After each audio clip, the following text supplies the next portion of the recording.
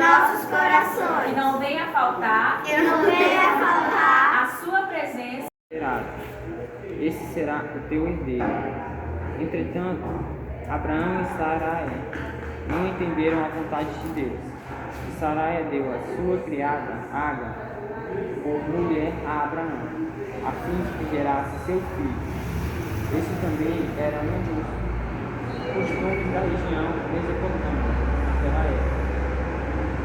Realmente prega Jesus como Cristo, né? O único e suficiente Salvador de sua vida.